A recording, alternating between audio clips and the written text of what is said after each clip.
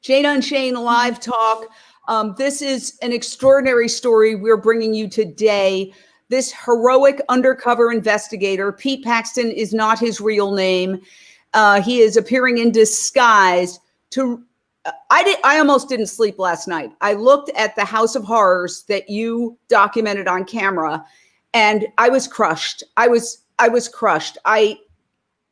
Just putting it into a format where we could show you a couple of seconds here or there is beyond comprehension. I urge everyone to have the courage, since this gentleman risked his life to go in there and get that footage, not just one day, but repeatedly, that you have the courage to watch some of the videos.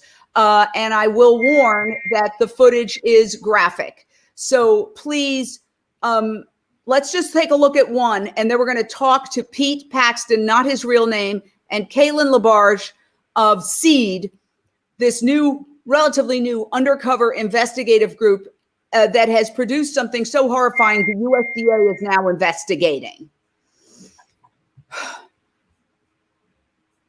And that is something we're going to get to in a second.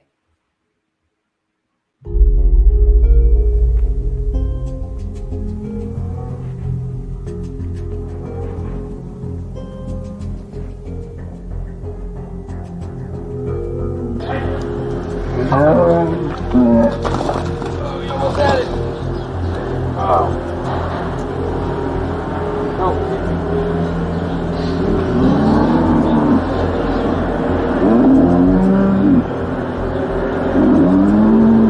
Stand the fuck up.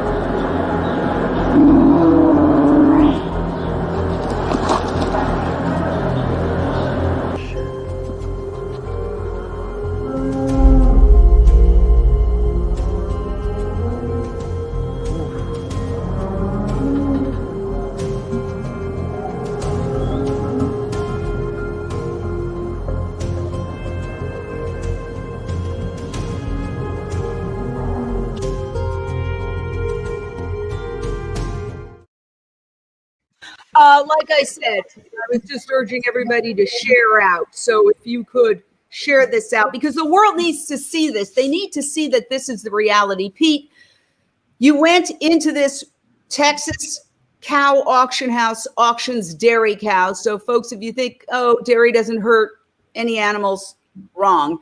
We're not going to identify the auction house. We invite the auction house or the USDA, which was purportedly investigating, or any representative of industry on any time, but tell us about this, or tell us about what you saw in terms of how these cows who've given humans their breast milk over and over again and then are sent to auction to be turned into hamburger ultimately. Tell us what you saw. Sure. A couple things. One was the abuse, as you could see in the video clip that you just played. The other thing is nothing short of a pandemic risk. And I can explain that a bit, and I know Cailen can explain that thoroughly, but it's that these are cattle, these are cows, dairy cows, who normally lived 15 to 20 years, but after 3 to 5 years, they're not producing enough milk in dairies to be worth their money as dairy cows. So they get sent off for beef. So they go to auction, and then they get purchased to go off to slaughter across the U.S. Now, a lot of cows I would see show up dead on arrival, some that couldn't make it off of the trailers. Some, and this is a very important point, a lot of the cows would show up, they walk off the trailer, they're mixing with other populations of cows, right? Other groups of cows that have come in, and then they kind of start to fall and shake, and then kind of, without warning, they just die. And we don't know why.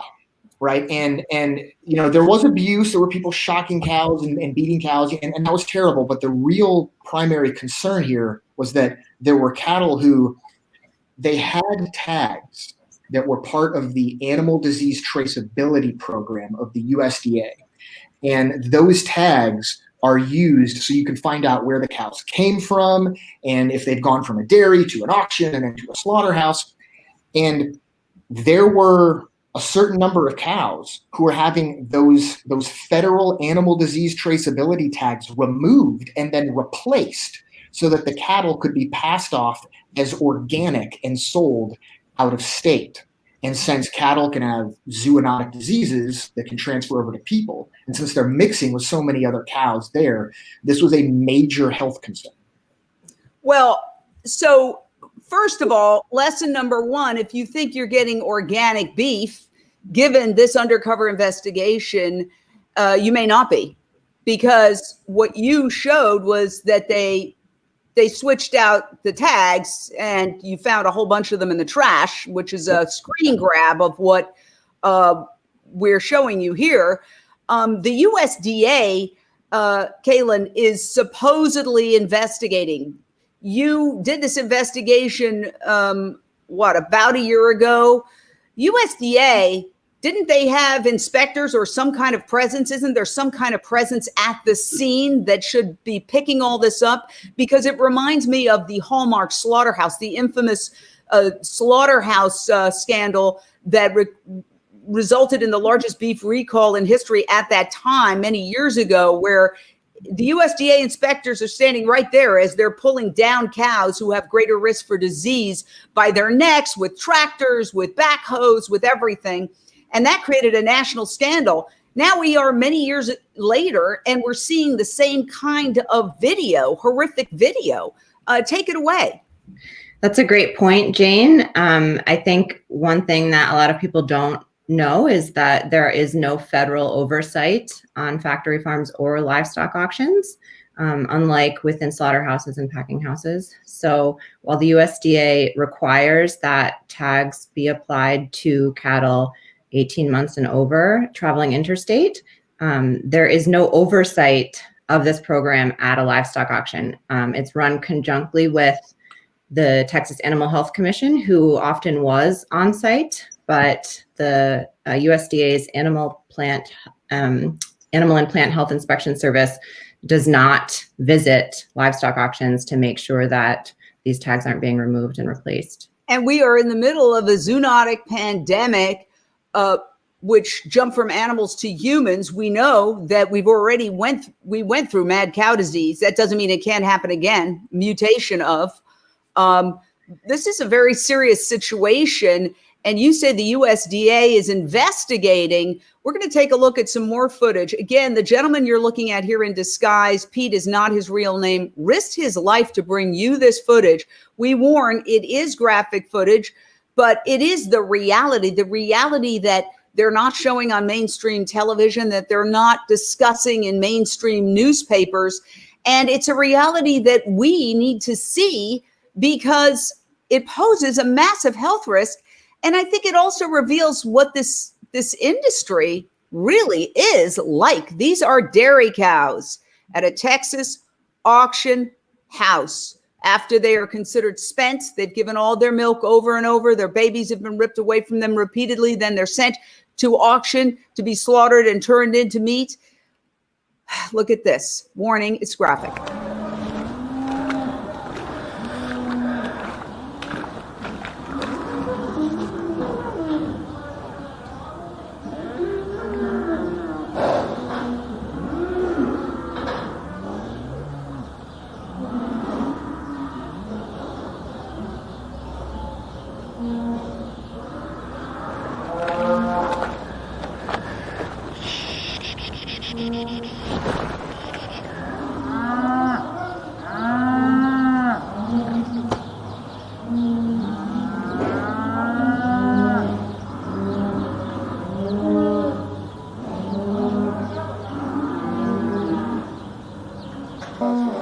I think there's one you're gonna have to fucking shoot and pin 100. The one that won't get up. 100? Yeah. Oh yeah, that bitch. Yeah, she. If she could get something under her foot, she'd stand up. I think it's she keeps like rolling her hooves under and sliding her hoof. Well, now she's like almost upside down and like digging her face into the mud. Like I don't think it's just a torn ACL.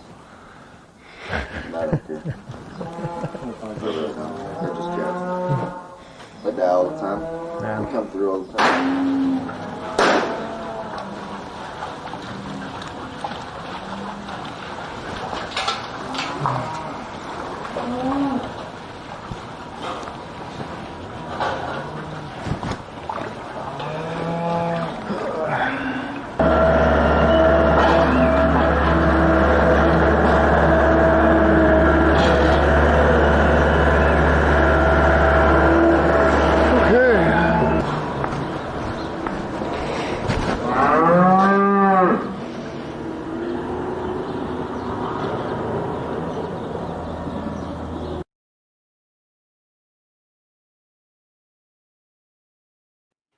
Wow. I saw this last night. I was putting it together. Honestly, I almost didn't sleep. I was so disturbed. I was so crushed that this is what we have become. This is what we have become, because there's no nice way to kill 70 billion animals every year. Pete, not your real name. You are appearing undercover. You shot that footage. Just tell us about, because you have to, you can't go in and say, this is horrible. We got to, that's a tip off. Right. What's it like to endure this and to have to live it and go in there and document it without giving yourself away? You know, that's a good question. I think the best way for me to answer that is to say that when I've trained people to do investigations, that's a very common question they'll ask, right? Is, you know, how's it going to be when I'm really there?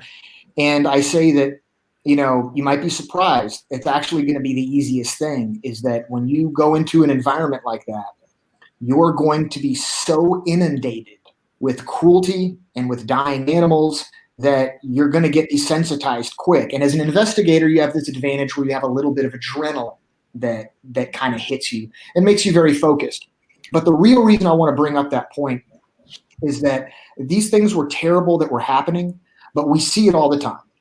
You know, myself, it's just for the dairy industry. I've worked undercover on 3 dairies, a calf ranch raising calves for dairies, and a veal slaughterhouse, and this auction house. And, you know, these are predictable crimes, right? And the real point to be made there is that if these crimes are so predictable and we see them everywhere, we have a systemic issue, right? So that, you know, the people that are working there, they're not bad people, even if they're engaging in some of these terrible acts. This is something that it's part of animal agriculture. It's something that they've been desensitized to their entire lives, right? And you know, we have to do something, as SEED is very good at pointing out and you know, pushing for on this, is trying to get the industry and the owners of facilities to take responsibility and to not just try to not just go after the workers. They're victimized as well. Yes, and I want to point out that The Guardian did a big piece on this and attempted repeatedly to contact the executives at the auction house and failed. We are not identifying the auction house, but we invite the auction house reps on anytime. And we'd also love to talk to the USDA. So, Cailen, I hope that I'm pronouncing your name right. Yeah. What's happening? I mean, the USDA should be all over this. We're in the middle of a zoonotic pandemic. Your investigator, Pete, who's right here, who risked his life to bring this information to us in this video. These are the tags. The tags are right here that he's showing on camera, that they're switching them so that they can say, allegedly, that a cow that's not organic is organic, and then they can get a lot higher price for it. This is the allegation. I'm not judge and jury, but the USDA says it's investigating. You'd think that they'd be all over this. Of course, you know, critics point out that the USDA has been largely co-opted by the meat and dairy industry. So where do we stand with this? And is there any legal action that could be taken? So the last day of the investigation was March 13th. We actually ended the case early because of COVID. We decided that it was no longer safe for Pete to continue going to that job. So we reported to the USDA the violations of the animal disease traceability regulations, as well as the animal cruelty, and there were additional violations of the U.S. Packers and Stockyards Act. We reported those to USDA on March 27th. About a week later, the USDA actually came and interviewed Pete in person, and then told us the next day that they were on site at the facility, gathering evidence and interviewing employees.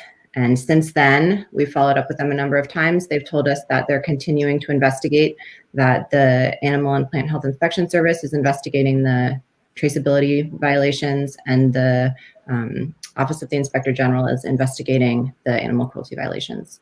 Did they give you any time frame on when they would have a conclusion and what they would do as a result of this investigation? I mean, I hate to say this, but Pete did all the work for them. It's right here. He's got a stack of tags. You know. They did not give us a time frame. They essentially, every time we reach out, they say that they can't give us any detail because it's an ongoing investigation. this needs to be a congressional investigation because, again, we're not even targeting this one place. This happened. What I have found from, I'm not the hero here, Pete is, but Pete's the one who put his life on the line to go in there with the camera and record all this. But it's happened. If it's happening in one place, it's happening all over the place. That's a really good point.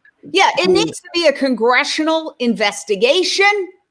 It needs to be a congressional investigation because we are in the middle of a pandemic. And this is a health risk. If they mix up all these tags and they don't know where these animals are coming from, spell it out, Cailen, will you? What the danger is? Yeah. So I also want to point out that we chose this facility at random. We were not expecting to find this particular fraud. So that implies that this is somewhat of a common practice within the auction industry. Because there is no oversight, it's generally easy to get away with unless you have an ongoing investigation happening at the facility. So of course it poses a risk. I mean, these animals are intermingling with hundreds, if not thousands of other animals during this process. Livestock auctions are like little transportation hubs for animals. They come into contact with a number of animals from within Texas and other states at numerous points during the transportation, auction, and subsequent transportation process. And when you remove these tags, you're erasing their medical history, you're erasing their ownership history, and you're erasing their travel history. So if there was a disease outbreak, there's no way for officials to go back and find out what other animals or people those cows have been in contact with.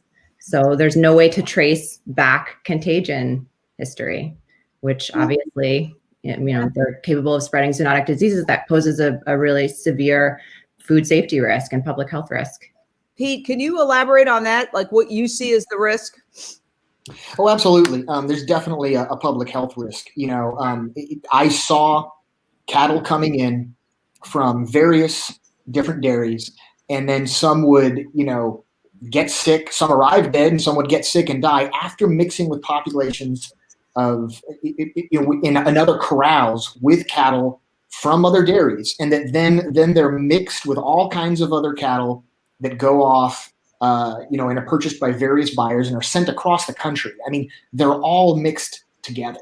So, a problem from, a disease risk from one cow is quite literally a disease risk to all of them. And, as Cailen pointed out, the fact that this was, it's a randomly targeted facility. I went in expecting to see cruelty to animals, but the fact that we found these animal disease traceability violations was just, did not expect it, didn't see it coming. And that is an indicator that this is something that is more widespread. Now, one of the captions, and I was listening, the faces are blurred, but you went and sort of as casually as you could pointed out that there was an animal, a cow in deep distress.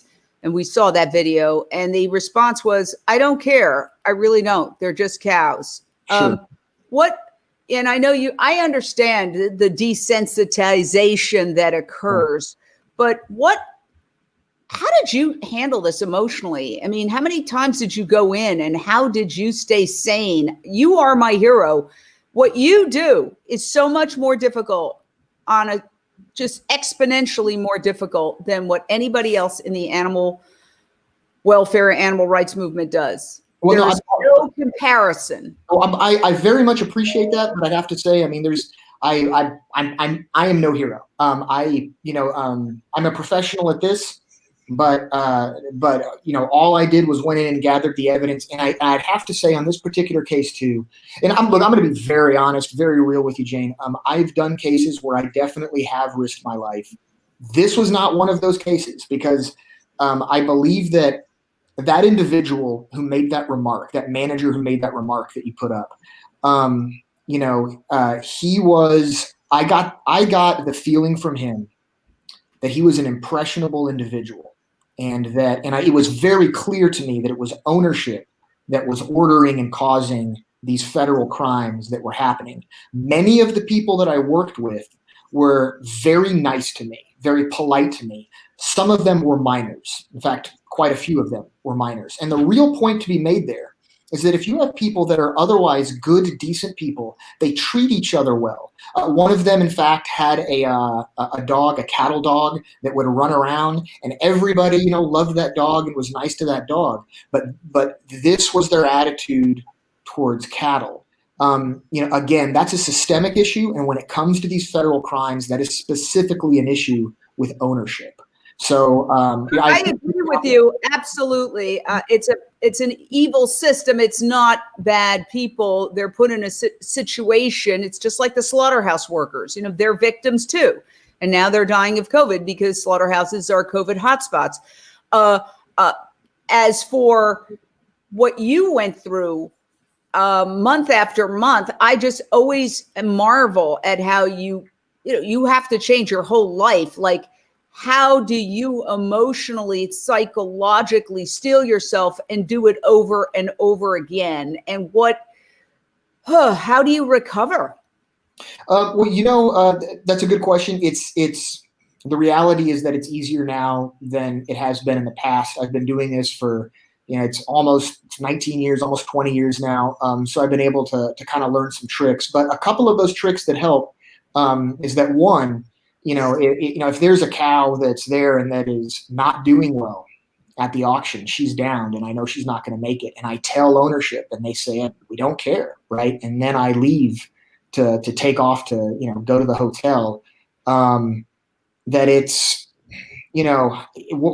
I'm not going through anything nearly as bad as what that cow is going through. And on many of these cases, the other thing I can look at is to say, man, these jobs are really tough and I have to see this and I have to do this, but there's going to be an end to this for me. And I'm going to go back to my normal life. I'm not someone who is a worker who is, has a criminal record or an immigration status where I can't get a better job. So it's just a matter of perspective, and, this is one of those cases. The beauty of this is that this is one of those cases that everybody can do something about it. It clearly shows how the dairy industry and the beef industry, they're connected, and veganism is a very realistic solution to solve this problem.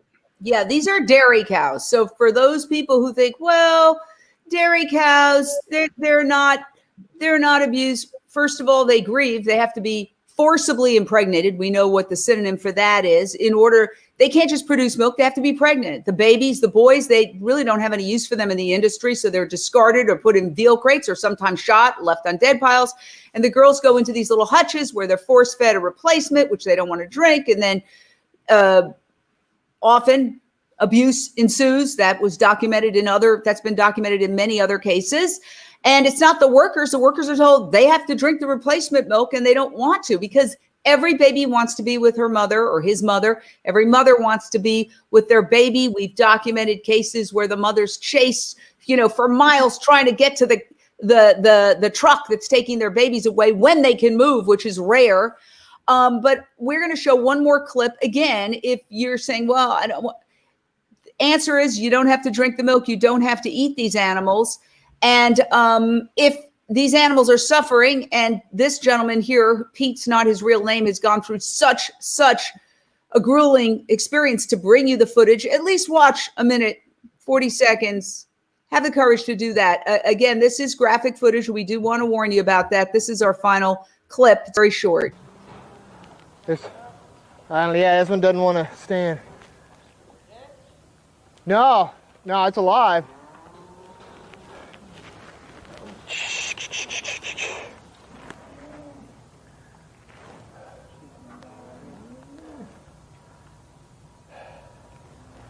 Yeah. Yeah. Yeah. I'm gonna kick it, in pin 100, right? Just laying there, can't. Yeah. Right. Okay. Put in chance 4. Okay. Okay.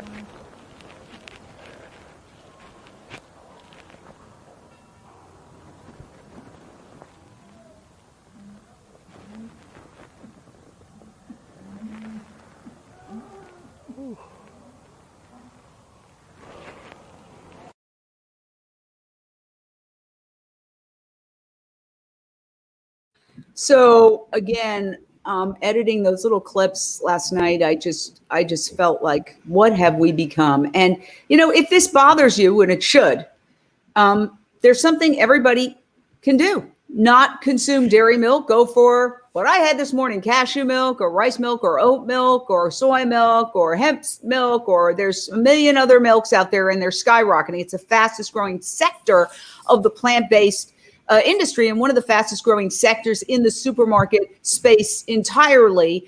And of course, it's got zero cholesterol if you have plant-based, which means it's not going to contribute to heart disease, clogged arteries, et cetera, et cetera. So, and then of course, there's the final product of these animals, which is hamburger meat or steak or beef. What would you tell the consumer, Pete? Because you've been in this house of horrors. I'm sorry. That's what it looks and feels like to me. When I look at 2 minutes of video and I can't sleep for 8 hours because it's so upsetting, that's a house of horrors.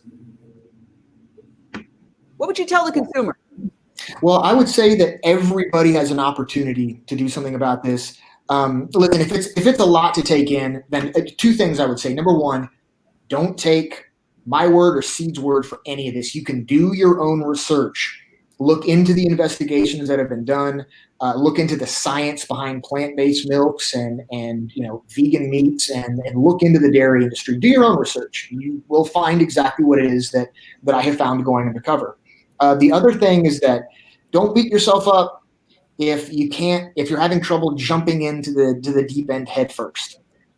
If you reduce your consumption of dairy and meat, you are doing yourself a favor, you're doing the animals a favor, and you're doing the planet a favor, especially during this age of pandemics where, as this case has revealed, public health concern, you'd be doing a favor to everybody in your community as well.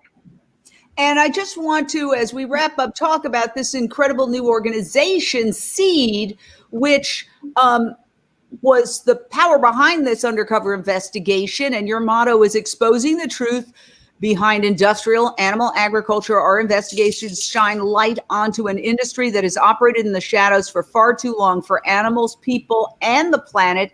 And this is a women-led animal and environmental advocacy organization based in the United States and Brazil, focused on dismantling capital-intensive industrial animal agriculture while promoting a shift toward plant-based. So, wow. Tell us about this incredible organization. Thank you. So we incorporated earlier this year in the US. We're also operating out of Brazil, and we do undercover investigations. We do research to inform our work because we're a data and science-driven organization.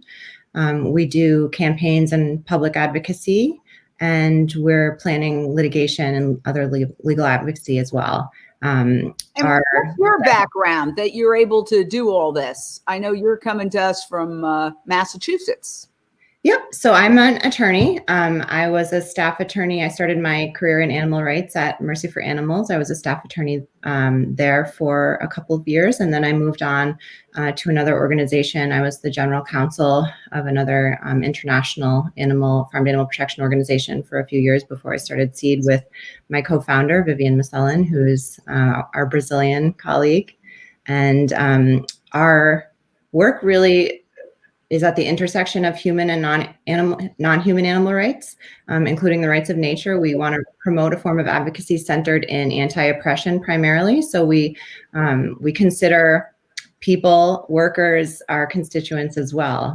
We try and prioritize the most systematically oppressed animals and people, which are, of course, farmed animals, people of the global majority, people of the global South, and women. Wow. Well, this is incredible. You are both my heroes.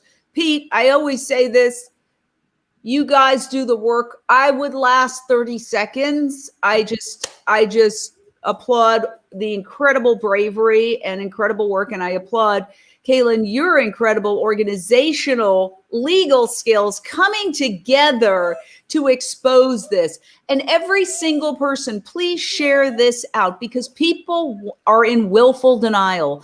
They want to look at those little paintings of cows romping around, and it's just not true. And this is the reality. And if we look at it and just look into our hearts, we can make better choices. I mean, look at all of us. You know, we don't consume the breast milk of cows. We don't eat animals. And I'm always accused of having too much energy. So I think it's it's the perfect time. We're in a pandemic, which is caused by our abuse of animals. It did first crop up amongst those who visited a slaughterhouse, retail slaughterhouse in China. And of course, you have mad cow disease and swine flu and avian flu and all these other zoonotic illnesses. There could be another pandemic coming down the road. We need to be smart about it and make changes. This is a wake-up call from nature. So together, we can really eliminate a lot of the world's problems by just opting for plant-based. So thank you so much. Just amazing work. And check out SEED. Last question, what's the website? www.seedundercoverinvestigations.com. Okay, seedundercoverinvestigations.com. Thank you both. Thank you so much, Jane. We appreciate it. And come back if and when the USDA ever finishes off its investigation. We would love to. While we should work on getting a congressional investigation into this whole mess. Let's do it. We would love to. Thank you. Okay, bye. Bye.